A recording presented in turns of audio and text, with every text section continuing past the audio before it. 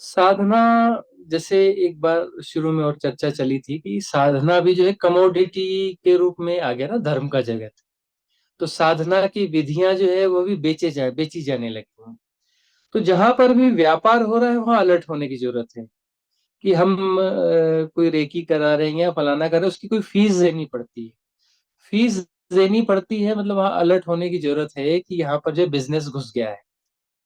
तो अब साधना तो वस्तुतः यही है कि मैट्रिक्स को समझना और उसको तोड़ना।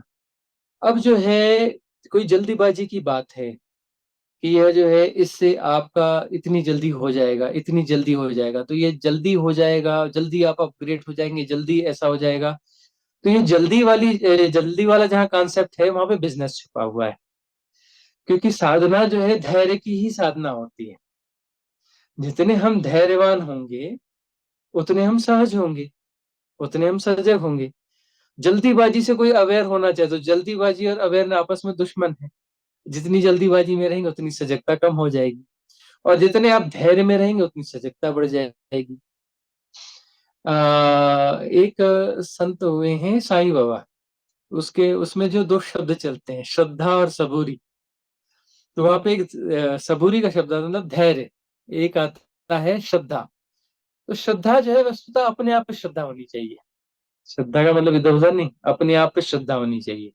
और दूसरी शब्द आता है सबूरी। तो सबूरी का मतलब होता है धैर्य। तो धैर्य एक ऐसी कुंजी है, ऐसी की है जो कि सारे ताले खोल सकती है। यदि हम धैर्यवान होंगे तो ध्यान घट जाएगा। जो अधैर्य है वह अध्यान है। मतलब जब जब हम जो है ध्यान की विधि कर रहे हैं, क्यों कर रहे हैं? क्योंकि हम में धैर्य नहीं है। यदि धैर्य हम में परम है तो ध्यान की जरूरत नहीं, हम ध्यान में ही है। ध्यान का मतलब है हम जो है सहज है, हम जो है अपनी स्वाभाविकता में जी रहे हैं, तो धैर्य में रहेंगे, कोई हड़बड़ी हमारे भीतर रहेगी ही नहीं। और टेक्नोलॉजी क्या कह रही है कि हम जल्दी तुम्हें यहाँ वहां पहुंचा देंगे, जल्दी यह प्रोग्रेस कर देंगे, जल्दी जल्दी जल्दी। उस जल्दी में असली धन खो गया, जिसको हम सुकून कहते हैं। जितना हमने तथाकथित रूप से विकास किया है, डेवलपमेंट किया है, इस डेवलपमेंट ने हमारा असली धन जो है सुकून छीन लिया है। और पुराने समय में जब हम याद करते हैं कि गांव और उस सादा जीवन और बिल्कुल स्लो लाइफ, कोई हड़बड़ी नहीं है, उसमें अभाव थे लेकिन आनंद था, अभाव में सुकून था, क्योंकि वहां धैर्य था। तो उस धैर्य के साथ में आनंद है। तो जल्दीबाजी जो है ये मैकेनाइज है, मशीनी है। जल्दीबाजी का मतलब हम मशीन हो रहे हैं, मशीन जल्दी काम करती है। तो हम जो है कुछ जल्दी करना चाहते हैं, मतलब हम मशीन बनना चाहते हैं। हम अपने आप को मशीन में तब्दील कर रहे हैं, जल्दी का मतलब हम आपको जल्दी में तब्दील कर रहे हैं। अच्छा, जल्दीबाजी से संसार में बहुत कुछ पाया जा सकता है और धर्म में कुछ भी नहीं पाया जा सकता। जितनी जल्दीबाजी होगी, जितनी बेचैनी होगी, जितनी आपाधापी होगी, धर्म में उतना कुछ भी नहीं मिलेगा। और जितने धैर्यवान होंगे तो वहां धैर्य के सहारे सब कुछ पा लिया जाता है। यदि परम धैर्य की अवस्था है, धैर्य के उस समय स्थैर्य आ जाएगा, भीतर भीतर एक ठहराव आ जाएगा। वो जो ठहराव ही तो लाना है। भीतर एक ठहराव आ गया तो ठहराव के सहारे वो सारी मिस्ट्री जो है अपने आप अनफोल्ड होने लगेगी, डिकोड होने लगेगी। प्रकृति अपने रहस्य खोलने लगेगी, अस्तित्व अपने रहस्य खोलने लगेगा। दरारें करनी नहीं पड़ेंगी, दरारें आ जाएंगी, धैर्य ही दरार बना देगा। उस दरार में से रास्ता निकलेगा और वो रास्ता हमें जो पार कर देगा, निर्वाण मोक्ष वहां पहुंचा देगा। तो धैर्य परम कुंजी है। और ध्यान में होता क्या है? ध्यान में जो है हम कोई प्रैक्टिस कर रहे हैं और प्रैक्टिस के बाद में लेट गो, अपने आप को छोड़ देते हैं का क्या अर्थ है? लेट गो, छोड़ दिया, मतलब पूरे धैर्य में आ गए, परम धैर्य की स्थिति में आ गई, परम धैर्य परम स्थैर्य की स्थिति में आ गए। वहां कोई विचलन बचा ही नहीं। विचलन किस बात का है? अंदर विचलन है, बेचैनी है, विक्षेप किस बात की है? जल्दी है, जल्दी पहुंचना है, जल्दी करना है, इसी बात का तो विक्षेप है, इसी का तो विचलन है। तो वह जो विचलन है, विचलन जैसे ही विड्रॉ होगा, विक्षेप जैसे ही विड्रॉ होगा, तो विड्रॉ होगा ही धैर्य से। हमें कोई जल्दी है ही नहीं, जल्दी है ही नहीं, तो फिर अपना बेचैनी किस बात की? विचलन किस बात का? विक्षेप किस बात का? जल्दी है ही नहीं है। जब जल्दी नहीं है तो हम वर्तमान में आ जाएंगे। जल्दी यानी भविष्य। जल्दी यानी टाइम फैक्टर क्रिएट कर दिया हमने जल्दीबाजी के कारण। जल्दी पाना है, यह पाना है, हम टाइम फैक्टर खुद ही क्रिएट कर रहे हैं। और टाइम फैक्टर यानी मैट्रिक्स। फिर एक नहीं माने परिभाषा आ गई मैट्रिक्स की, कि हम जो है जल्दीबाजी के द्वारा टाइम फैक्टर क्रिएट कर रहे हैं। और वो जो टाइम फैक्टर क्रिएट कर रहे हैं उस मैट्रिक्स को गढ़ के, मतलब हम ऐसे मूर्ख हैं जो खुद ही अपने आसपास का जाला बुनते हैं, उस जाल में खुद अपने आप को बंद कर लेते हैं और बोलते हैं हम फंस गए, हम फंस गए। जाला हमने खुद बुना, खुद बनाया, और उसमें हम खुद खुद को फंसाया, अच्छे से फंसाया, मजबूती से फंसाया, और फंसाने के बाद कहते हैं कि हम फंसे हुए हैं। तो यहाँ जल्दीबाजी जो है वो, हाँ। ये प्रश्न भी उठता है कि आप जैसे बोल रहे हैं कि जो धन मांग के हमें जो मार्ग दिखाया जाता है अध्यात्म में, वो हम ना चुने, और जो सही वाकई में ज्ञान है या साधना है, वो बिना मूल्य दी जाती है। तो यहाँ हमें प्रश्न ये भी उठता है कि ऑथेंटिक साधना हम किसे माने, क्योंकि बिना मूल्य के भी बहुत सारी साधनाएं आ रही हैं, और हम सोशल मीडिया पे आज ये फ्री है, आज वो फ्री साधना है, 3 दिन आइए, 4 दिन आइए का हमें लुभावने संदेश मिलते रहते हैं। तो हमें कैसे पता चले कि हम ये साधना करें या वो करें? तो ये हमें जरा आप बताएं। अब सवाल ये है कि हमारी मन स्थिति क्या है। हमारी मन स्थिति तय करती है। यदि मैं झूठ खरीदने चला हूं तो झूठ ही खरीद के लाऊंगा, और यदि मैं सत्य के पास जाना चाहता हूं तो सत्य के पास ही जाऊंगा। तो सवाल ये है कि कोई व्यक्ति मुक्त होना चाहता है कि नहीं मैट्रिक्स से। यदि वो मैट्रिक्स से मुक्त होना नहीं चाहता है तो वह जो झूठ के व्यापारी जो झूठ बेच रहे हैं, तो वो उनके पास जाएगा और झूठ खरीद के ले आएगा। वो फ्री का झूठ भी आज का फ्री है, बाद में उसकी पेमेंट किसी इनडायरेक्ट वे में उससे ले ली जाएगी, डोनेशन के सहारे या किसी सहारे से। तो जो झूठ खरीदने जा रहा है वो झूठ ही खरीद के लाएगा। तो ये है कि क्या मुझ में सत्य की जिज्ञासा है, क्या मैं सत्य जानना चाहता हूँ। सत्य से बड़ा डर लगता है, धर्म से बड़ा डर लगता है। जो बहुत सारे लोग सत्य की बातें करते हैं, जब उनसे बहुत डेप्थ में सत्य की बात की जाए तो घबराहट में बोलते हैं, अरे स्वामी जी ये तो फिर आप जैसे संतों का काम है, ये तो हमारा काम है नहीं। अब ये तो आप जैसे संत लोग ही इसको समझ सकते हैं, हम तो समझ सकते ही नहीं। मतलब अपने आप को प्रोटेक्शन स्टार्ट कर देते हैं कि हम नहीं कर सकते, हम नहीं कर सकते, अपने आप को प्रोटेक्ट करना चालू करना कर देते हैं। कि मतलब अपनी डीप बात जो और गहरी बातें कह रहे हो, जिससे हमारा मैट्रिक्स टूटना शुरू हो रहा है, रोक दो, ब्रेक, ब्रेक, आगे मत बढ़ाओ। हम नहीं कर सकते, हमें अपना परिवार देखना है, हमें अपना यह देखना है, यह आप लोगों के बस का काम है, या ऐसा है या वैसा है। ये अपना प्रोटेक्शन स्टार्ट कर देता है। और थोड़ी देर पहले जब शुरू में मिला था तो उसने बड़ी बड़ी बातें करी थी। ऐसे मुझे लोग मिलते रहते हैं कि धर्म का हमारा ऐसा है, हमारा ये है, और इतनी बड़ी बड़ी बातें वो करते हैं, जैसे वो बोलते हैं ना, फेंकते हैं। तो बड़ी लंबी चौड़ी फेंकी उन्होंने, जो देसी भाषा में बोलते हैं, बड़ी लंबी चौड़ी फेंकी उन्होंने। और जैसे ही उनको धर्म की गहराइयों की बात चालू की, मैट्रिक्स तोड़ने की जैसे जैसे बात की, तो उसने अपना एक सुरक्षा कवच बनाना चालू किया, अपने आप को बचाना चालू किया। और यहाँ अपने आप को गलाने की बात है, क्योंकि मैं जो है, मैं एक भ्रम हूं, मैं हूं ही झूठ। तो क्या मुझे में साहस है कि मैं जो भी झूठ है उसको विड्रॉ कर सकूं। तो पहला झूठ तो मैं ही हूं। मैं अपने झूठ को विड्रॉ करना चाहता हूं या नहीं चाहता हूं। मैट्रिक्स तो, यदि मैं अपने आप को विड्रॉ नहीं करूंगा तो नया मैट्रिक्स आके उस मुझ में इकट्ठा होता चला जाए। मैं हूं तो मैट्रिक्स उसमें इकट्ठा होता चला जाए, क्योंकि वो धुरी है ना। वो धुरी है तो उसमें आके वो गतियां लिपटती, गोल गोल गोल गोल उसमें लिपटती जाएंगी। जैसे वो नहीं है कि एक धुरी रहती है और उसमें धागा लपेटा जाता है, तो धागा उसमें आएगा ही तब जब वो है, और वो रहेगा ही नहीं तो धागा किस में लपेटा जाएगा। तो सवाल ये है कि कोई व्यक्ति जो है क्यों जा करके उन गलत जगहों में फंसता है, क्यों नहीं आइडेंटिफाई कर पाता है। अब वह जो है समाज में धर्म एक ऐसा सर्टिफिकेट है कि हर व्यक्ति अपने आप को धार्मिक साबित करना चाहता है, तो उसे कोई ना कोई सर्टिफिकेट चाहिए होता है। उसे धर्म नहीं चाहिए, धर्म का सर्टिफिकेट चाहिए, उसे धार्मिक नहीं होना है, धार्मिकता का टैग चाहिए। तो वह जो है झूठ खरीदने के लिए जाता है, वहां उसे पैसे देना बहुत अच्छा लगता है। वो पैसे क्यों दिए जा रहे हैं? उसे पैसे देने, धन देना बहुत अच्छा लगता है। क्यों? क्योंकि वह जो है लेन देन हो जाता है, उसको सेटिस्फेक्शन भी हुआ कि मैंने उनसे सर्टिफिकेट लिया और बदले में उनको कुछ दे दिया। मतलब मैं कहीं दबा हुआ नहीं हूँ, बदले में उन्हें कुछ दे भी दिया है और सर्टिफिकेट भी ले लिया है। वहां धन देने से ये है कि जहां मैंने धन दिया है वो देखो कितना रेपुटेटेड है, कितना बड़ा आश्रम है, हमारा आश्रम इतना बड़ा है, इतने बड़े एकड़ों में फैला हुआ है, हमारे आश्रम में ऐसी ऐसी व्यवस्थाएं हैं और यह सब कुछ है। तो वह जो है फिर अपने अहंकार को संबल देने वाली चीज बन जाती है। मेरे गुरु इतने बड़े हैं, इतने महान हैं, इतना सब कुछ है, तो वह जो अपने अहंकार को ही पुष्ट करता है। तो दरअसल उसे सत्य चाहिए ही नहीं, ईमानदार बने। हर व्यक्ति से अपील है, जो भी सुन रहा है, इस बात को अन्यथा न ले, इसको बुरा न ले। यह जो है चोट बहुत जरूरी है। यह चोट जो है मैट्रिक्स को तोड़ेगी, मैट्रिक्स को तोड़ने के लिए चोट बड़ी बड़ी जरूरी है कि हम कितने बेईमान हैं, अपनी बेईमानी को हम देखें।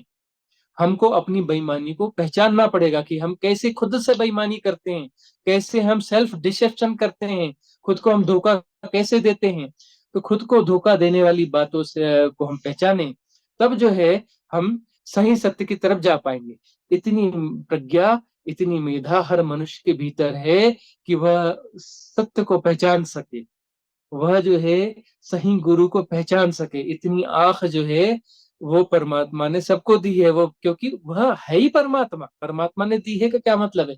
भीतर से तो वह स्वयं ही परमात्मा है ना, परमात्मा अलग से है ही नहीं। हर व्यक्ति परमात्मा, परमात्मा के अतिरिक्त कुछ हो ही नहीं सकता। वननेस है, यहाँ पर वननेस आएगी नहीं, वननेस है ही, वो डिसेप्शन है। वननेस टूटने की डिसेप्शन है। वननेस मर गई, खत्म हो गई, टूट गई, ऐसा नहीं है। वननेस कभी टूट नहीं सकती है, वननेस को कभी कोई नहीं तोड़ सकता। सिर्फ डिसेप्शन है, भ्रांति है। तो वह जो भ्रांति को अपनी तोड़ना चाहता है, तो वह जो है उसके भीतर वह ज्ञान है ही है। तो अब जो है यदि उसके अंदर जिज्ञासा या मुमुक्षा है, जिज्ञासा है तो तलाश करेगा, तलाश में फिर वो रुकेगा नहीं, कहीं पर भी रुकेगा नहीं, थोड़ा सही जगह जाएगा। मुमुक्षा होगी तो मुमुक्षु जो है सदा वननेस में पहुंच जाएगा, सत्य तक पहुंच जाएगा। मुमुक्षु का मतलब है उसके भीतर अंतर्धारा बहती चलती है। इसको जो है भगवान बुद्ध ने कहा है श्रोतापन। श्रोतापन का अर्थ है कि अब जो है वह मुक्त हो ही जाएगा। यदि ये गोल गोल चक्कर आवागमन का, जन्म मृत्यु का तथाकथित है कि उस डायमेंशन में जाएगा वापस लौट के आएगा, तो ज्यादा से ज्यादा 7 चक्कर मारेगा। 7 मारेगा ऐसा जरूरी नहीं है, 7 से कम भी मारेगा, ज्यादा ज्यादा से ज्यादा 7 चक्कर मारेगा। मतलब वह कौन होगा? वह होगा कि जिसके अंदर वह अंतर्धारा बहने लगी, श्रोतापन्न हो गया। मतलब यह है कि उसके अंदर जो है लगातार यह चिंतन किसी कोने में चलता रहता है कि जो है कहाँ पर धोखा है, कहाँ डिसेप्शन है, और जो है मुक्ति क्या है, सत्य क्या है, वननेस क्या है, और कैसे मैं इससे मुक्त हो सकता हूँ। वह जो है एक अंतर्धारा लगातार चलती रहती है, 24 घंटे एक चलती रहती है। अपना काम भी करता रहता है, लेकिन ये चिंतन मनन उसके अंदर में चलता रहता है। मतलब उस ज्यादा से ज्यादा 7 जन्म उसे लगेंगे, लेकिन 7 जन्म बहुत जरूरी नहीं है। अब जैसे जो पॉजिटिव माहौल बना है कि जैसे कि अब जो है दिव्य तरंगों का एक दौर चल रहा है, दिव्य तरंगे आ रही हैं, मतलब एक सपोर्ट आ रहा है। यह सपोर्ट जो है इसके बारे में अलग से चर्चा करेंगे, क्योंकि एक बहुत बड़ी मिस्ट्री है, बहुत बड़ा रहस्य है। इसे लोग समझ पाएंगे या नहीं समझ पाएंगे, यह मुझे थोड़ा सा ऐसा शक लगता है कि शायद आध्यात्म के आगे के लोग भी शायद इसे समझ पाए या ना समझ पाए। तो कभी आप लोगों का वैसा बनेगा तो उस पर हम चर्चा करेंगे कि वो सबसे डीप मिस्ट्री है कि सपोर्ट सिस्टम एक्चुअली आ कैसे रहा है, बना कैसे, वह एनर्जीज आ कैसे रही है, इसका वास्तविक विज्ञान क्या है, वास्तविक तथ्य क्या है। तो वह जो सपोर्ट सिस्टम है और वह पॉजिटिव एनर्जीज आ रही हैं, वो पॉजिटिव एनर्जीज जो है इस मैट्रिक्स को तोड़ने में हमें मदद कर रही हैं। तो 7 जन्म की कोई जरूरत नहीं है, इसी जन्म में सब कुछ मिल जाएगा। इस जन्म में सत्य मिल जाएगा, इस जन्म में वननेस मिल जाएगी। जो मैट्रिक्स है वो तोड़ टूट जाएगा कुल मिलाकर। वह जो सपोर्ट सिस्टम आ रहा है, वह जो वेव्स आ रही हैं, वो पूरे मैट्रिक्स को तोड़ने के लिए आ रही हैं। लेकिन ताली दो हाथ से बजती है यहाँ पर। आपको मुक्त होने की जिज्ञासा यदि है और वो मुमुक्षा बन रही है, तभी आप मुक्त हो सकते हो। आपकी स्वतंत्रता परम है। यदि आप मुक्त नहीं होना चाहते, तो वह जो पॉजिटिव तरंगे हैं, वह डिवाइन फोर्सेस हैं, वो आपको मुक्त नहीं करेंगी, क्योंकि वो आपकी स्वतंत्रता के खिलाफ होगा। आपकी स्वतंत्रता पे कभी भी धावा नहीं बोला जाएगा। डिवाइननेस जो है कभी आपकी स्वतंत्रता को में बाधा नहीं देती है। तो ताली दोनों हाथ से बजती है। तो यदि कोई व्यक्ति जो है इस मैट्रिक्स को तोड़ना चाहता है, वननेस में जाना चाहता है, तब जो है वह डिवाइन फोर्स उसकी मदद करेगी।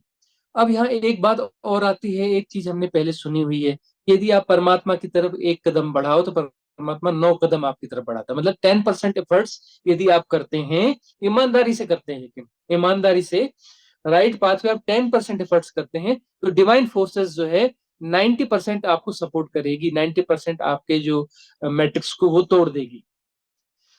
क्योंकि हम अकेले मैट्रिक्स को तोड़ने जाएंगे तो बहुत मुश्किल काम है। तो डिवाइन फोर्सेस जो है वो काम करती हैं, और डिवाइन एनर्जीज जो है वो काम करती हैं। तो डिवाइन एनर्जीज के सपोर्ट आए हुए हैं, बहुत अच्छे समय में हम हैं अभी। और जो है इसको हम बहुत आसानी से तोड़ सकते हैं, इस मैट्रिक्स को, इस जो है मास हिप्नोटिज्म को, इस जो है कलेक्टिव डिसेप्शन को बड़ी आसानी से हम तोड़ सकते हैं। हम उस समय में जी रहे हैं, तो थोड़ा सा प्रयास करें। और डरने की कोई जरूरत नहीं है। ऐसा लगता है ना, अरे मैं यह नहीं हूं तो कैसे चलेगा, अरे उसके बाद अपना जीवन नहीं होगा, तो उन्हें लगता है कि नहीं नहीं, ये जीवन हमें चाहिए, हमें वापस आना है, ये मरने के बाद में हमें वापस अगला जन्म चाहिए। तो अगला जन्म जो चाहता है, उसे कैसे मुक्त किया जाए। आप जो है खंगालेंगे ना लोगों से, तो भी मुक्ति मिल जाएगी। तो नहीं नहीं नहीं, मुक्ति नहीं चाहिए विधि। मैं कई बार लोगों के साथ एक्सरसाइज करता हूँ समझने के लिए, तो उसे काफी डीप में ले जाता हूँ, तो घबरा कर बोलता है नहीं नहीं नहीं, मुझे जो है ये दुनिया बहुत अच्छी लगती है, ये जीवन बहुत अच्छा लगता है, मैं तो मरने के बाद वापस जन्म लेना चाहता हूँ। तो ऐसे मुझे ज्यादातर लोग मिलते हैं। और वह घबराते ही तब है जब उनको मैट्रिक्स को जो है बहुत सलीके से तोड़ा जाए, तो एकदम घबरा कर जो है सत्य उगल देते हैं। वो सारा झूठा सर्टिफिकेट उनका निकल के बाहर आ जाता है कि नहीं जी, मैं तो बड़ा धार्मिक व्यक्ति हूँ, मैं फलाना हूँ, मैं ठिकाना हूँ, फलाने को सुनता हूँ, ये करता हूँ। वो सारा निकल जाता है। तो हमें ईमानदार बनना है, और डरने की बिल्कुल जरूरत नहीं है।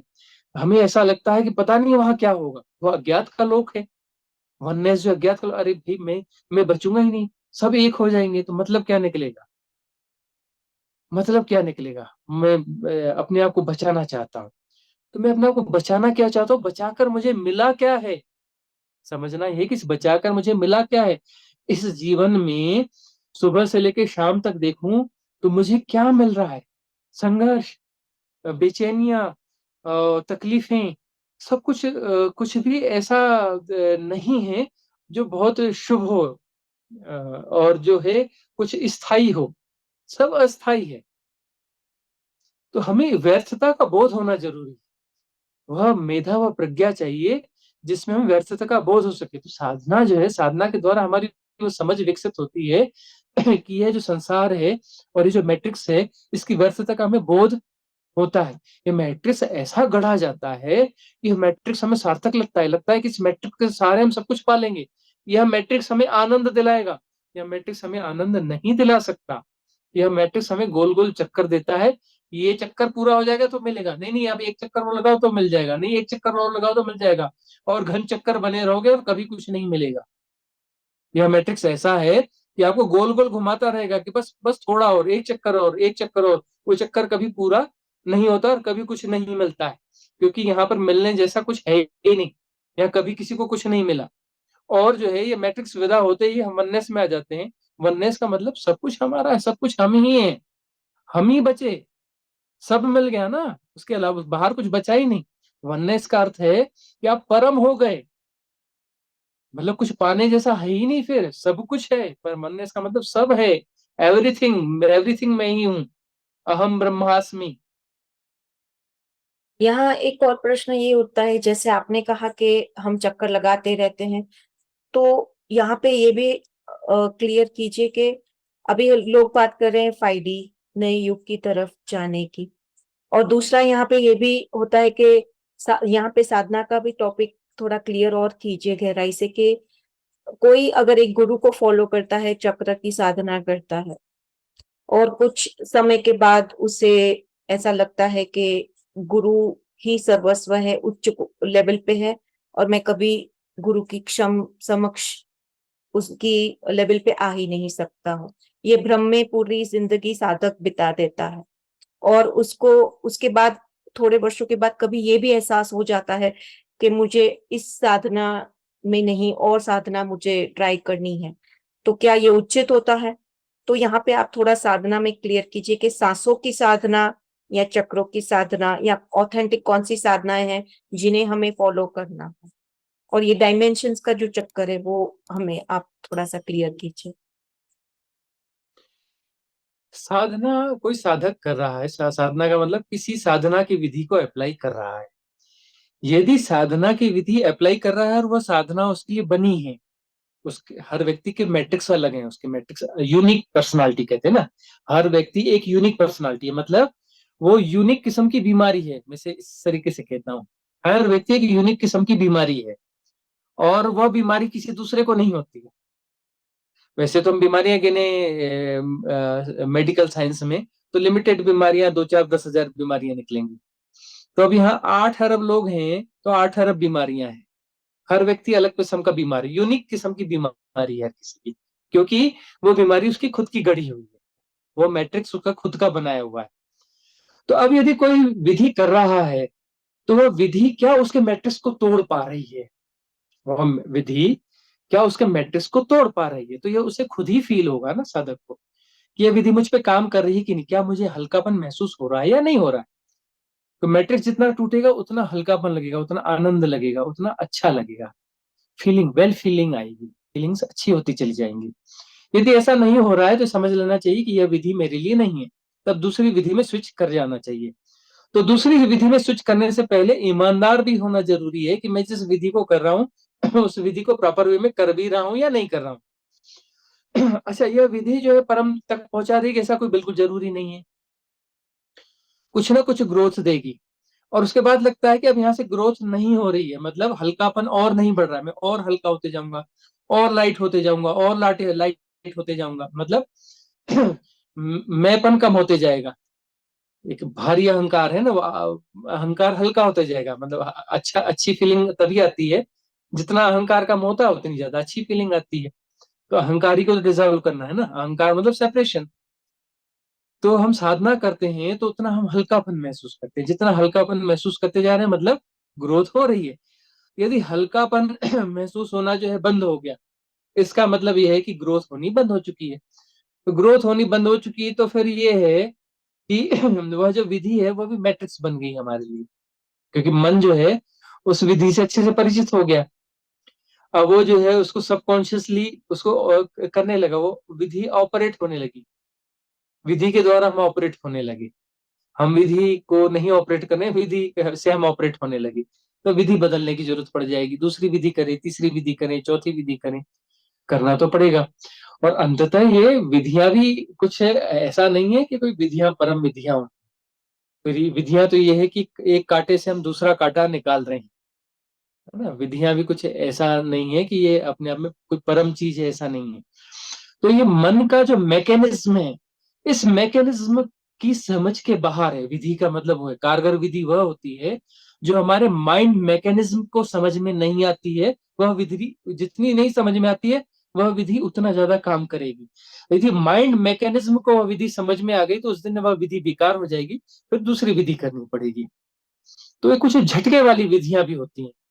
तो अब जो है एक्चुअली जो सही, जो पहचान जाते हैं, व्यक्तित्व को देख के पहचान जाते हैं कि ये फलाना व्यक्ति, मतलब ये फलानी अनूठी बीमारी है, ये बीमारी ऐसी बनी है। तो इसमें जो है कौन सी विधि काम करे, कौन सा झटका दिया जाए कि इसका मैट्रिक्स टूट जाएगा। विधि का लोग झटका दे रहे हैं, ऐसा झटका देना है कि वो लोहे का जो बना हुआ जाला है, जिसके अंदर पिंजरा है जिसमें बंद है, वो पिंजरा टूटेगा कैसे। तो पिंजरे का जो दरवाजा है उसमें जो लॉक लगा है वो लॉक टूटेगा कैसे। उसको पिंजरे को तोड़ना है या उसको तो उसके अपना ताले को तोड़ना है, उसका दरवाजा तोड़ना है। कोई भी ऐसी विधि, या तो उसका ताला तोड़ दे, या खतरनाक विधि होगी तो पिंजरा ही तोड़ देगी और वो मुक्त कर देगी। तो वह जो है पहचानता है और सही विधि सजेस्ट कर देता है, और विधि इतने झटके से कर देता है, इतने झटके से कर देता है कि शायद वह जो है कोई जरूरत ही ना पड़े लंबी चौड़ी, वो 2 4 10 दिन में ही झटके से वह पिंजरा टूट जाए। वो सिस्टम में फंस रहे हैं, इस सिस्टम से बाहर होना है। मैट्रिक्स यानी बहुत सारे सिस्टम्स, जो सिस्टम्स जो हमें ऑपरेट करते हैं, ये मैट्रिक्स की एक नई परिभाषा और हो गई। बहुत सारे सिस्टम्स जो हैं, और वो सिस्टम्स जो है हमें ऑपरेट करते हैं, वो मैट्रिक्स है। और हम किसी सिस्टम से ऑपरेट नहीं होते हैं, हम सिस्टम्स को ऑपरेट करते हैं, मतलब हम मुक्त हो रहे हैं। पर स्वामी जी, यहाँ प्रश्न ये आता है कि जैसे हम बुद्ध भगवान को देखें तो उन्होंने सांसों के ध्यान, आनापान सति, विपश्यना को ही फॉलो किया और उसी से उन्हें निर्वाण प्राप्त हुआ। तो आज के युग में भी क्या हम एक ही विधि पे फोकस करके खुद की साधना को उसी में ढाल के हम क्या निर्वाण पा सकते हैं? देखिए, सांसों की विधि एक ऐसी विधि है जो कॉमनली सब पे काम कर ही जाती है, 90% लोगों पे काम कर जाती है। क्योंकि सांसों की विधि ऐसी है कि वह जो है वर्तमान में चल रही है, वो टाइम का हिस्सा नहीं है। जहां टाइम का इल्यूजन टूट गया तो बाकी चीजें अपने आप आसान हो जाती हैं। जो भूत और भविष्य जहां मिट गया, और भूत और भविष्य मिट गया तो वर्तमान भी मिट गया। वर्तमान है क्या? भूत भविष्य के बीच का कुछ हम डेफिनेशन दे रहे हैं, वो भी एक डेफिनेशन है। जब भूत और भविष्य नहीं बचा तो वर्तमान कहां से बचा? तो समय ही नहीं बचा, समय खत्म हो गया। तो समय खत्म हो गया तो फिर बाकी सारे जो मैट्रिक्स है वो टूटते चले जाते हैं। तो श्वास जो हमें वर्तमान में लेके आती है। तो श्वास की जो ध्यान विधि है वह बहुत अच्छा है। वैसे श्वास की जो ध्यान विधि होती है ना, उसको कहते हैं हम अनापान। अनापान सती योग भगवान बुद्ध ने उसका नाम दिया था। लेकिन उन्होंने वही नहीं दिया था, उसके बाद उन्होंने विपश्यना दी थी। पहले अनापान दिया कि अनापान करो, जब अनापान सध जाए, मतलब अनापान में श्वास के साथ आप रहना सीख गए, वर्तमान में रहना सीख गए, तो अब जो है दूसरे कोई मैट्रिक्स बचे हैं तो उनको डिसॉल्व करो। इस बॉडी के साथ में कहाँ कहाँ एसोसिएशन जुड़ा हुआ है, बॉडी में बहुत सारे ब्लॉकेज हैं। तो हम बॉडी में सेंसेशंस को देखते हैं, मतलब बॉडी में एक एक हिस्से का अवलोकन करते हैं। तो अवलोकन जब करते हैं तो वहां कुछ ब्लॉकेज बने, एनर्जी ब्लॉकेज हैं। तो वो जैसे जैसे हम देखते हैं और पूरी बॉडी में मूवमेंट करते हैं, मतलब वो जो हम उस अवधान के द्वारा मूवमेंट करते हैं, हम उस अवधान में हम ही समावेश, हमारा ही समावेश हो जाता है। तो वह जो है अपनी बीइंग के रूप में, अवधान के रूप में बॉडी में जो है पूरा घूमते हैं। तो जहां जहां हम घूमते हैं वहां ब्लॉकेज मिटते चले जाते हैं। तो शुरू में बड़ी स्पीड कम होती है, फिर स्पीड बढ़ती जाती है, फिर ऐसी सहजता हो जाती है कि एक सेकंड में आप पूरी बॉडी का ऑब्जर्वेशन कर लेते हो। फिर तो ऐसा होता है कि एक सेकंड में आप हजारों बार भी कर लेते हो, लाखों बार कर लेते हो, करोड़ों बार कर लेते हो। एक सेकंड में पूरी बॉडी के एक एक अंग का आप जो है लाखों बार ऑब्जर्वेशन कर लेते हो एक सेकंड में, और यह अपने आप होने लगता है। तो अपने आप होने लगता है तो सारी दृष्टि खुल जाती है। ये शरीर तो है ही नहीं, यह शरीर तो है ही नहीं, यह शरीर तो प्रकंपनों का एक पुंज है। ये शरीर से प्रकंपनों का एक पुंज है। बहुत सारी अपना जो है वेवलेंथ्स हैं, वाइब्रेट हो रही हैं, और वो वाइब्रेट हो रही हैं। और वो जो है ऐसी बहुत सारी वेवलेंथ्स है, छोटी छोटी छोटी छोटी छोटी छोटी, खरबों खरबों वेवलेंथ्स हैं। और वो जो है वेवलेंथ्स जो है एक खास तरंग दैर्ध्य में जो है वो वाइब्रेट हो रही हैं। तो वो वाइब्रेशन जो है, उस वाइब्रेशन का जोड़ है ये। मतलब शरीर तो है ही नहीं, ये पदार्थ तो है ही नहीं, पुद्गल तो है ही नहीं, मैटर तो है ही नहीं। जो क्वांटम थ्योरी और ये जो बड़ी बड़ी वैज्ञानिक उन्होंने की ना, वो सारी थ्योरियां एक सेकंड में सब सॉल्व हो जाती हैं। ये पदार्थ तो है ही नहीं। ये जो है छोटे छोटे मॉलिक्यूल्स दिखने लगेंगे, इलेक्ट्रॉन प्रोटॉन न्यूट्रॉन दिखने लगेंगे, जो सेल्स दिखने लगेंगे, छोटे छोटे सेल्स के भीतर में उसके अंदर के जीव द्रव्य दिखने लगेंगे। जीव द्रव्यों के भीतर का जो है वो किससे गठन हुआ, इलेक्ट्रॉन प्रोटॉन न्यूट्रॉन जैसी चीजें दिखने लगेंगी। और वो इलेक्ट्रॉन प्रोटॉन न्यूट्रॉन जो है वो कण नहीं है, वो सिर्फ वाइब्रेशन है ना। वहां तरंग दैर्ध्य है, वह दिखने लग जाएगा। वह दिखने लगे तो ये तो सब कितना बड़ा माया जाल है, पूरा माया जाल ही अपने आप में खुल जाएगा। ये तो सब माया जाल है, मैं तो हूं ही नहीं, ये तो वाइब्रेशंस हैं। और इस वाइब्रेशंस का जो है शरीर है। और फिर जो है इसके अंदर में और सूक्ष्म शरीर है, ये मन है, ये विचार विचार का, ये भी वाइब्रेशंस हैं। सब वाइब्रेशंस का जोड़ है, सब तरंगे हैं, तरंगों का नृत्य है। इसे ही जो है एक अलग-अलग कॉन्सेप्ट में जो है इस इन मिस्ट्रीज़ को जो है, इन साधनाओं को, इन मिस्ट्रीज़ को जो है किन्हीं सूत्रों में पिरो के रख दिया गया कि कल कोई समझदार व्यक्ति आएगा, फिर से इसे डिकोड करेगा और डिकोड करेगा तो फिर मानवता का भला होगा। फिर जो है दरार बनेगी, फिर लोगों को मार्ग मिलेगा इस मैट्रिक्स से बाहर निकलने का। तो अब जो है एक और ऐसा है कि शिव जो है, शिव कौन है? शिव जो अनादि हैं, जो अनंत हैं, जो निराकार हैं, देश काल के पार हैं। तो मतलब जो है वो वननेस की परिभाषा है।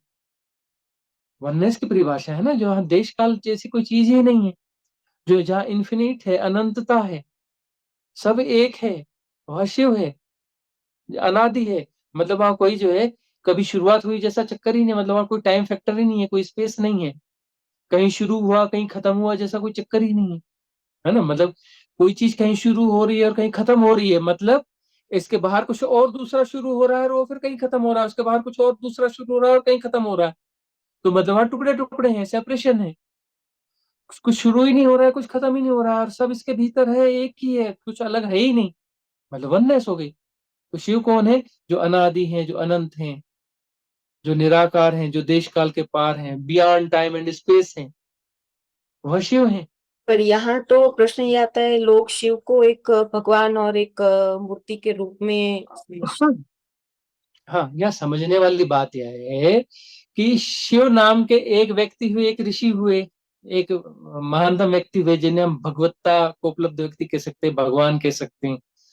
तो वह जो शिव नाम के व्यक्ति हुए, उन्होंने वैज्ञानिक हुए, ऋषि हुए, भगवान हुए, जो भी कह लो, उन्होंने यह साइंस दिया।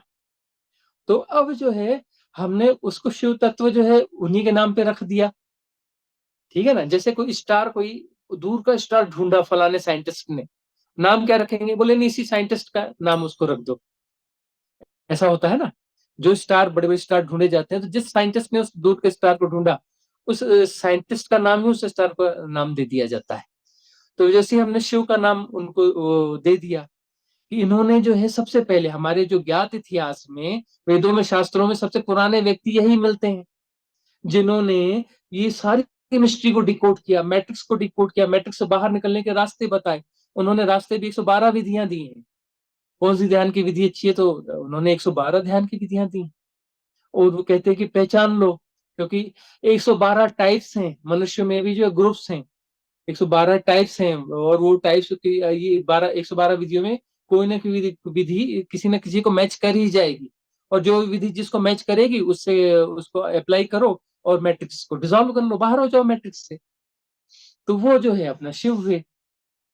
तो इस प्रकार से ये चीजें हैं, और डिकोड करना करते आना चाहिए। जगह जगह पर सारी मैट्रिक्स को तोड़ने की विधियां जो है, बहुत सारी विधियां हैं, सब जगह हमें डिकोड करते आना। तो स्वामी जी, यहाँ ये भी प्रश्न उठता है कि हम जो ये यानी साधनाएं जो करते हैं, तो क्या वो सिर्फ हम एक अलग डिमेंशन में पहुंचने के लिए हम कर रहे हैं, या इसका कोई और भी उद्देश्य है? क्योंकि अगर हमें मोक्ष पाना है तो उसके लिए क्या अलग करनी पड़ेगी साधना, या हमें 5D में जाने के लिए ये तैयारी? क्योंकि आजकल हम लोग सुन रहे हैं कि हम नए युग में जा रहे हैं, 5D की ओर जा रहे हैं। तो क्या ये साधनाएं कहाँ तक की सीमित है? हमें कहाँ ले जा रही हैं ये साधनाएं? ये बड़ा गहरा प्रश्न है यार, इसको समझना पड़ेगा कि एक तो 5D की बात चल रही है, तो 5D जो है, ये एक ऐसा विकास हो रहा है 5D का, जो स्वाभाविक विकास है। तो चेतना का तल जो है वो एक अलग लेवल पे उठ रहा है, और इसमें सामूहिक रूप से 5D में जाया जा सकता है, जाएंगे ही। 5D में सब लोग जो है अपग्रेड हो जाएंगे, ये ऐसी स्थिति तो है। लेकिन जिस मोक्ष की बात है, वह मोक्ष जो है उसके लिए तो अलग किस्म की साधना होगी। अब जो है मोक्ष कौन पा सकता है, कौन पात्र है मोक्ष का? मोक्ष का पात्र कौन है, यह बहुत गहरे से समझने की जरूरत है कि कौन सुपात्र है जो मोक्ष को पाएगा, मोक्ष यानी उस परम स्थिति को पाएगा। कि जहाँ कोई डायमेंशन वगैरह कुछ भी एग्जिस्ट नहीं करती हैं। सारे डायमेंशंस के पार, ऊपर, फाइनल। एक्चुअली वो ऊपर क्या, ना ऊपर है ना नीचे है, सारे डायमेंशंस के पार है, सारे मैट्रिक्स के पार है। मतलब ये डायमेंशंस भी मैट्रिक्स हैं। ये हाई मैट्रिक्स कहलाई, अपर मैट्रिक्स कहलाई, लेकिन ये भी है तो मैट्रिक्स ही ना। तो अब ये है कि जो व्यक्ति मुक्त नहीं होना चाहता है पूरी तरह से, वो अपने आप को बचाना चाहता है कि मैं कहीं ना कहीं बचूं और जो है बेहतर स्थिति में आ जाऊं, मैं जो है अपग्रेड हो जाऊं, लेकिन मैं रहूं। मुझे मुझे अपग्रेड होना है, मुझे डिसॉल्व नहीं होना है, मुझे रहना है और अपग्रेड होना है। तो वह जो है उस प्रकार की साधना करेगा और उसका अपग्रेडेशन हो जाएगा, उस डायमेंशन में पहुंच जाएगा। जिस प्रकार की साधना होगी, जिस प्रकार की उसकी चेष्टा होगी और उसकी जिज्ञासा होगी, उस प्रकार के डायमेंशन में वो अपने आप को पहुंचा लेगा। साधना यदि उस लायक की उसकी रही, सफल करने वाली साधना रही, तो उस स्तर पर पहुंच जाएगा। लेकिन जो व्यक्ति अपने आप को डिसॉल्व करने के लिए तैयार है कि मैं ही समस्या हूं, तो वह व्यक्ति ही मोक्ष का अधिकारी है। अब गोरखनाथ जी की एक वाणी मुझे पसंद है, तो उसको बार बार दोहराता हूं। मरो हे जोगी मरो, मरो मरण है मीठा। मरो हे जोगी मरो, मरो मरण है मीठा। उस मरनी मरो जिस मरनी गोरख मरी दीठा। मतलब वो हैं तो बोल रहे हैं, मतलब जिंदा तो हैं, फिर भी बोल रहे हैं कि मैं मर गया हूं और उस मरनी मरो, जैसे मैं जिस मरनी में मरा हूं उस मरनी तुम भी मर जाओ। मतलब उन्होंने जो है अपनी इंडिविजुअलिटी को जो है डिसॉल्व कर दिया और वननेस में आ चुके हैं। मरने का अर्थ है कि सेपरेशन का मरना, है ना। जैसे क्रिश्चियनिटी में भी आता है ना कि इधर मरना और उधर पुनर्जन्म, वो मतलब एक अलग तरीके से कहा गया। तो वही है कि यहाँ, लेकिन वो कहीं और प्रकट हो जाओगे तो उसमें बड़ी भ्रांति है, वो कमजोर से उदाहरण है वह, कि उधर प्रकट हो जाओगे मतलब इंडिविजुअलिटी में रहोगे। यहाँ यह है कि डिसॉल्व हो जाना है, तभी तो वननेस आएगी ना। जब मैं सेपरेट अपनी सारी सेपरेटनेस को जो है डिसॉल्व करूंगा, तभी तो वननेस आएगी ना। यदि मैं अपने आप को बचाना चाहता हूं तो वननेस कहाँ से आएगी? अरे अपर डायमेंशन में जाओगे लेकिन रहोगे तो सेपरेट ही ना। वननेस का मतलब समझा किसने है भाई? वननेस को समझो। वननेस क्या है? वननेस का मतलब है कि मैं अपने आप को डिसॉल्व करता हूं। यदि मैं हूं तथाकथित रूप से, तो मैं तो अपने आप को, मैं अलग ही हूं ना, सेपरेट हूं ना। और किसी न किसी डायमेंशन में एग्जिस्ट करूंगा। एग्जिस्ट करूंगा का मतलब क्या? मतलब मैं हूं, अलग हूं, सेपरेट हूं, तभी तो एग्जिस्ट कर रहा हूं ना। यदि मैं डिसॉल्व हो जाऊंगा तभी तो वननेस आएगी ना। मेरा होना ही तो सेपरेशन है ना। मेरा होना ही सेपरेशन होना। तो यदि मैं डिसॉल्व हो जाता हूँ, पूरी तरह से डिसॉल्व हो जाता हूँ, तभी तो मोक्ष है ना। यदि मैं अलग हूं तो दुख रहेगा। मोक्ष का मतलब है वहां दुख नहीं है, न वहां सुख है न दुख है। सुख और दुख दोनों नहीं है, क्योंकि सुख है तो दुख आएगा, दुख है तो सुख आएगा। ये रिलेटिव थिंग्स है ना। ये आपस में रिलेटिव थिंग्स है। सुख दुख जो है अलग अलग चीज नहीं है। ठंडा गर्म जैसी चीज है। ठंडा और गर्म, जो ठंडा है वो कभी गर्म हो जाएगा, गर्म है वो ठंडा हो जाएगा। तो ये जो है आपस में जुड़ी हुई चीजें। और मोक्ष जो है न सुख है न दुख है।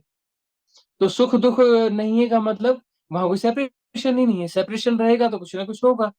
भाई रिलेटिविटी के लिए कुछ टुकड़े अलग अलग होना जरूरी है ना, सेपरेशन जरूरी है ना, तभी तो रिलेटिविटी होगी ना, कि सुख और दुख, अच्छा और बुरा। सेपरेशन है जो जो सेपरेशन में जी रहा है उसके लिए अच्छा बुरा है, उसके लिए सुख दुख है, उसके लिए पाप पुण्य है, क्योंकि वो सेपरेशन में जी रहा है। और जो वननेस में है ना, उसके लिए सुख दुख है ना पाप पुण्य है, कुछ भी नहीं है उसके लिए। तो कोई द्वंद्व है ही नहीं। न सुख है न दुख है, न पाप है न पुण्य है, न अच्छा है न बुरा है, क्योंकि वननेस में है। तो वननेस आएगी कहां से? जब मैं अपने आप को डिसॉल्व करूंगा। और जब तक मैंने अपने आप को डिसॉल्व नहीं किया ना, वो साधना कोई सही साधना हो ही नहीं सकती है। अपग्रेड हो भी गए, मतलब ये कि जहाँ हीरे पाने निकले थे तो कुछ कंकड़ पत्थर भी ना आए वाली बात हुई। हीरे ना बिन के आए, कंकड़ पत्थर भी ना आए। तो मुक्ति जो है, मोक्ष जो है, मुक्ति मतलब अपने आप से ही मुक्ति है ना। अपना अपने आप से मतलब, अरे मैं अलग हूं, मैं सेपरेट हूं, तो इसी से तो मुक्ति है ना। मैं कौन हूं? मैं फलाना हूँ, मैं ढिकाना हूँ, मैं यह हूँ, मैं वह हूँ, मैं फलाना हूँ। अपने होने को, अपने इजनेस को जो है मैं फील कर रहा हूँ। तो इजनेस को फील कर रहा हूँ मतलब मैं सेपरेट हूँ। अपने आप को डिसॉल्व करना है। और यहाँ ये सारी की है, ये चाबी जो है वो हर ताले में लग जाएगी, सारे प्रश्नों के ताले खोल सकती है ये चाबी।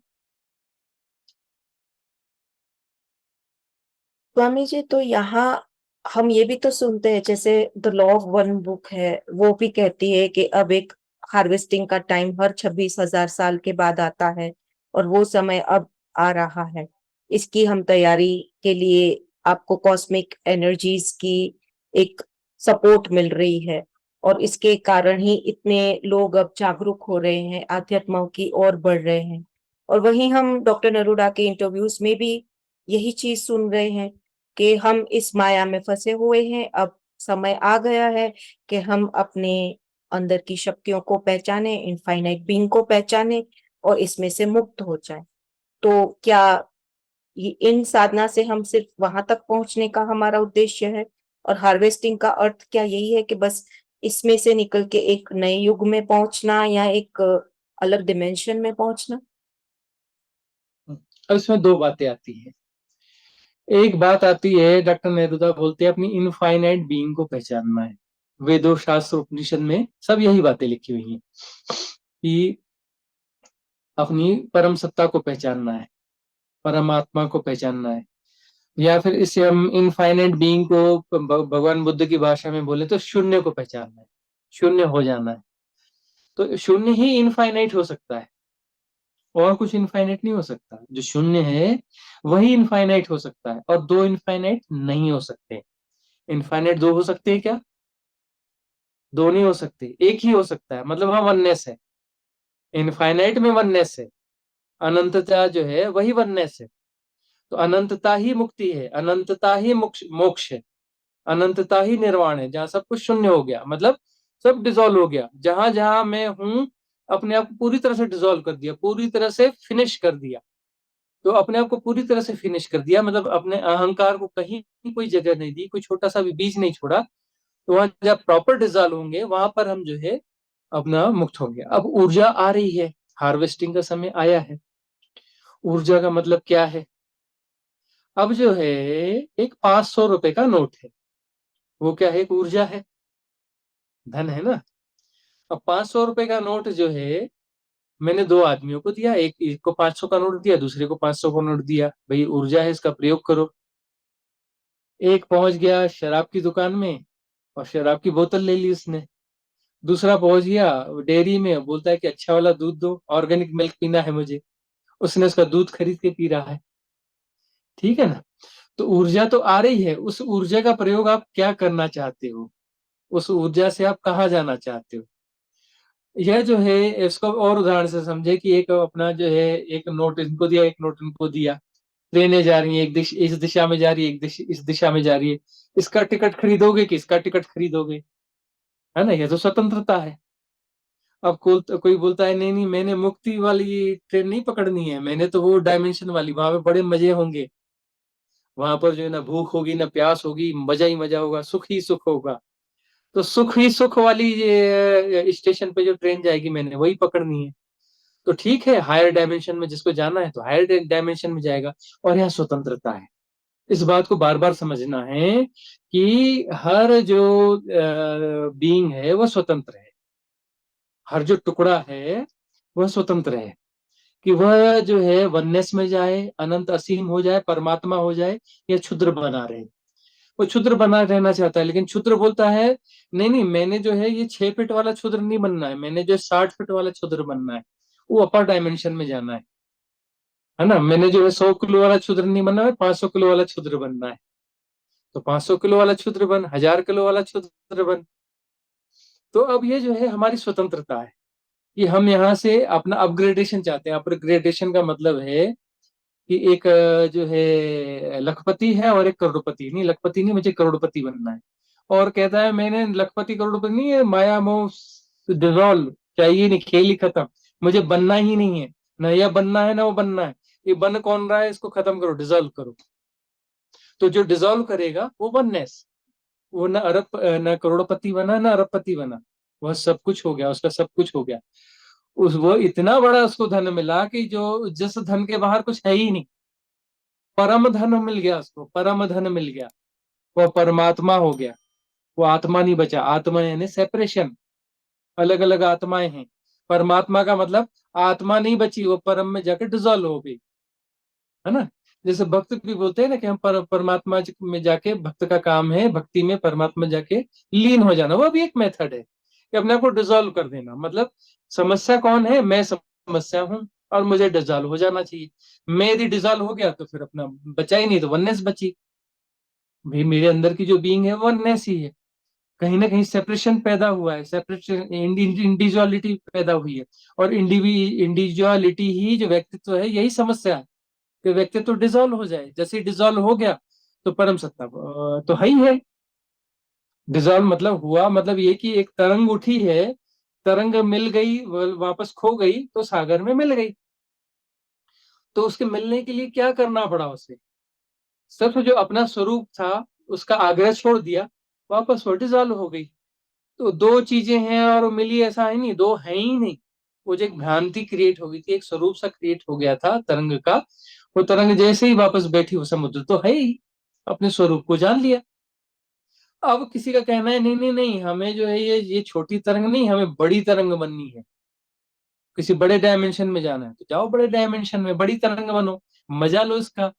कोई जल्दी नहीं है यहाँ पर, क्योंकि टाइम फैक्टर जो है वो गड़ा हुआ है, वहां तो इनफाइनाइट है। इनफाइनाइट में कोई टाइम फैक्टर होता नहीं, कोई जल्दीबाजी नहीं है। जल्दीबाजी जो है डायमेंशंस का खेल है। और जो परम स्थिति में, वहां कोई जल्दीबाजी जैसी कोई चीज ही नहीं है। जाओ बच्चों घूम के आओ, 2 दिन में घूम के आते हो, 2 जन्म में घूम के आते हो, 200 जन्म में घूम के आते हो, 2 लाख जन्म में घूम के आते हो, तुम्हारी मर्जी है, स्वतंत्रता है। जाओ घूमो फिरो, जब आना है तब आना। जितने धक्के खाने हैं खा लो, इस डायमेंशन में खाओ, उस डायमेंशन में खाओ, उस डायमेंशन में खाओ। कितने डायमेंशन के कितने धक्के खाने हैं तो वो कर लो। उन धक्कों को मजा, मजे की परिभाषा देते रहो, उनको टैग लगाते रहो, ये मजा आया, ये मजा आया है, तो धक्के, धक्के खा रहे हो। और धक्के खा खा करके 10 धक्कों को जस्टिफाई कर रहे हैं। इस संसार में बड़ा आनंद है, आनंद तो मैंने कहीं देखा नहीं। संसार में बड़ा आनंद है। सुख और दुख जैसी कुछ चीजें होती हैं जो रिलेटिव चीजें हैं, कि दुख कम हो गया तो सुख जैसा महसूस होने लगता है, सुख कम हो गया तो दुख जैसा महसूस होने लगता है। वही एक ही चीज है ना। वो कभी इस आयाम से, कभी ये आयाम भारी दिखता है, कभी ये आयाम भारी दिखता है। वो सब डायमेंशन के खेल है, उससे ज्यादा कुछ है नहीं। और मुक्ति जो है डिजॉल्व होना है।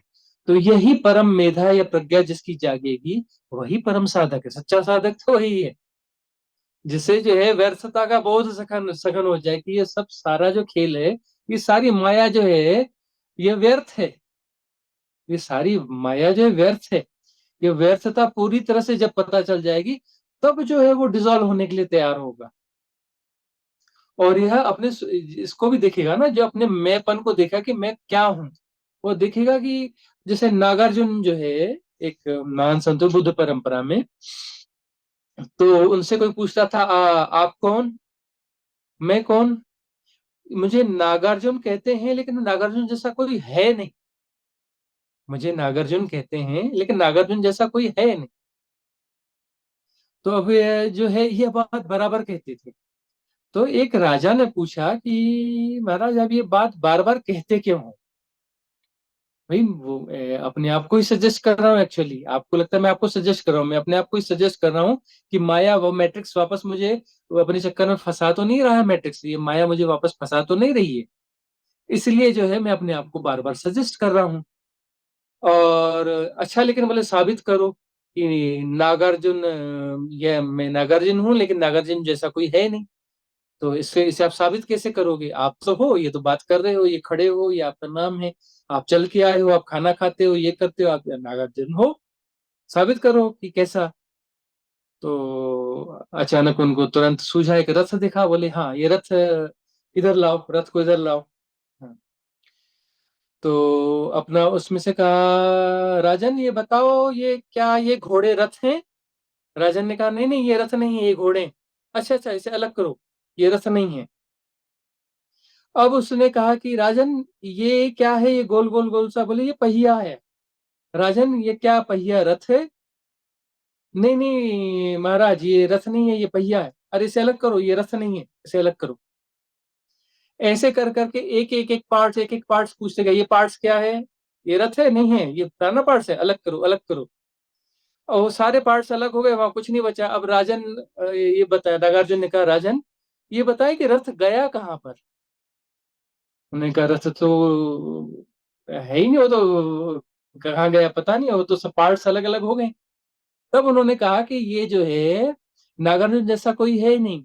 यह एक शरीर है, यह एक मन है, यह एक नाम है, यह जो एक मैट्रिक्स है, मतलब चिंतन की प्रणाली है, व्यक्तित्व की एक व्यक्तित्व की यूनिकनेस है। इन सबको जोड़ जाड़ करके जो है पंच तत्व जुड़े, ये पैटर्न्स जुड़े, तरह तरह के मेंटल पैटर्न्स हैं, ट्रेनिंग्स है, सभ्यता है, ये सब का जोड़ मिला करके एक नागार्जुन जैसी कोई चीज एग्जिस्ट कर रही है जो टेम्पररी है। और ये सब डिजॉल्व होके सब वापस अलग अलग हो जाएंगे, तब नागार्जुन जैसा कोई नहीं है। तो डिजॉल्व होंगे तो तब नहीं रहेगा, सवाल नहीं है, नागार्जुन है ही नहीं। वो तो एक जोड़ है ना। वो जोड़ को जो है एक सिंबॉलिक रूप से नागार्जुन कहा जा रहा है, जो तो है ही नहीं, एक्चुअली तो है ही नहीं, हो कैसे सकता है? तो ये समझने की बात है कि यह कुछ है ही नहीं। जो यह समझ लेगा कि यह कुछ है ही नहीं, तब जो है वो अपना अपग्रेड और हार्वेस्टिंग जैसी चीजों में नहीं फंसेगा। अरे कहाँ हार्वेस्ट होना है? अब मुझे जो है नोट मिल रहा है, और उस नोट में मुझे उस ट्रेन की टिकट मिल रही है जो मुक्ति तक जाती है, तो मैं उस ट्रेन में ही बैठूंगा ना। अब यदि मुझे समझ क्लियर है तो ठीक है ना, मैं उस पैसे से दूसरी टिकट, दूसरी ट्रेन की टिकट मिलेगी, लेकिन मैं उस ट्रेन में नहीं बैठूंगा। लेकिन जिसको उस ट्रेन में बैठना है वो चाहे वो स्वतंत्र है। इधर की भी ट्रेन लगी है, उधर की भी ट्रेन लगी है, बहुत सारी ट्रेनें लगी हैं। तो यहाँ पे पहले तो स्वामी जी आप हमें बताइए कि अगर हम कोई डिमेंशन में नहीं जाना चाहते और मोक्ष की तरफ जाना चाहते हैं, तो क्या वही हमारा सही घर है, वही हमारा रियल होम है? और अगर हमें वहां जाना है तो उसके लिए फिर हम क्या ऐसी क्लैरिटी लाएं, क्या ऐसा हम फोकस रखें जिससे हमारी सबकॉन्शियस माइंड में या हमारी आत्मा जहां हमें मोक्ष की ओर ले जाना चाहती है वो रास्ता हमें मिल जाए? और कैसे अब ये जो है, पहचाने कि ये हमारा रियल घर है? क्योंकि आगे भटकाव भी तो हमें बहुत मिल रहे हैं, 5 डिमेंशन, ये डिमेंशन। तो हमें कैसे पता चले? क्योंकि हम अभी तक तो आदी हो चुके हैं कि सामने कोई छवि रखता है और बताता है कि ये कृष्ण भगवान है, तो हम उसे पहचानते हैं और उसी रूप में उन्हें अपना लेते हैं। वैसे ही हमें बताया जाता है कि ये अगर अब हम नए युग में जा रहे हैं, नए डिमेंशन में जा रहे हैं, तो एक सामने एक छवि दी जाती है कि हम यहाँ जा रहे हैं।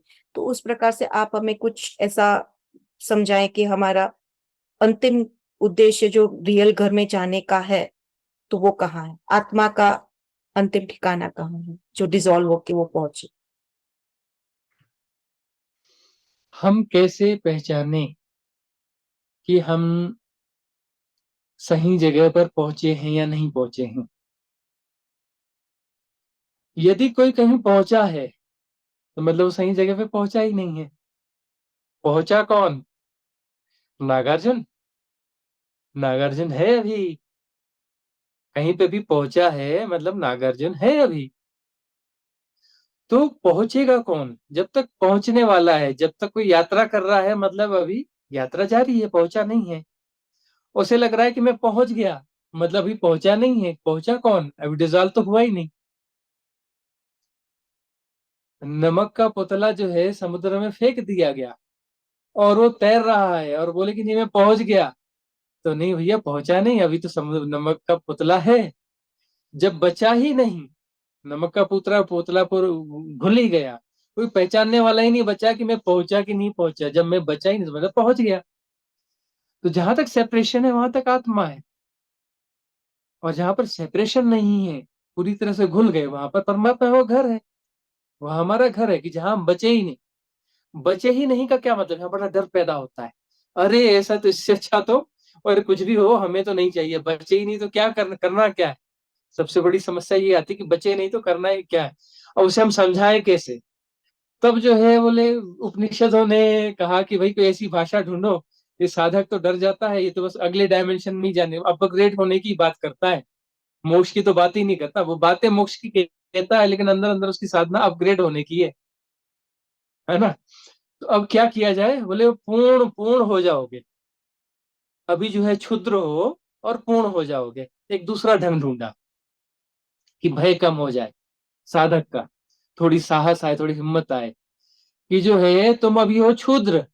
क्षुद्र मतलब आत्मा जो है, मतलब उसका कोई केंद्र है ना, और तुम्हारे कुछ दायरे हैं कि मैं यह हूं, मैं वह हूं, मतलब यह हो और उसके बाद तुम नहीं हो, वहां तुम खत्म हो जाते हो, वहां दूसरा शुरू हो जाता है। अब जो है मैं कहता, मैं इतना महान हूं, तो कितने महान हूं, इतना महान हूं, इतने महान, और उसके बाद में दूसरा महान है, उसके बाद में दूसरा महान है, बहुत सारे महान है, तो उसमें तुम एक महान हो, तुम मतलब अनंत तो नहीं हो गए। तो यह है कि उन्होंने कहा कि पूर्ण हो जाओ, महानतम हो जाओ, इतना महान उतना महान नहीं, महानतम हो जाओ, मतलब उसके बाहर कुछ बचेगा ही नहीं, पूर्ण हो जाओ, पूरे तुम ही हो, तुम्हारे अलावा कोई है ही नहीं, मैं ही मैं हूं, है ना, मैं ही मैं हूं, दूसरा कोई नहीं, अहम ब्रह्मास्मि, मैं ही ब्रह्म हूं। तो हालांकि अहम ब्रह्मास्मि जब तक बोलता है तब तक वहां कुछ बचा हुआ रहता है, फाइनल कुछ ना कुछ बीइंग का हिस्सा बचा रहता है, और वो कहता रहता है, और फिर फाइनली वह भी जब डिजॉल्व हो जाता है, हम ब्रह्मास्मि भी जब डिजॉल्व हो जाता है, तब वो जो पूर्णता आती है, उसे पूर्णता बोल लें, शून्यता बोल लें, मोक्ष बोल लें, निर्वाण निर्वाण बोल लें, कैवल्य बोल लें, जो कह लें, सब वो उसी के इशारे हैं, उसे परमात्मा कह लें।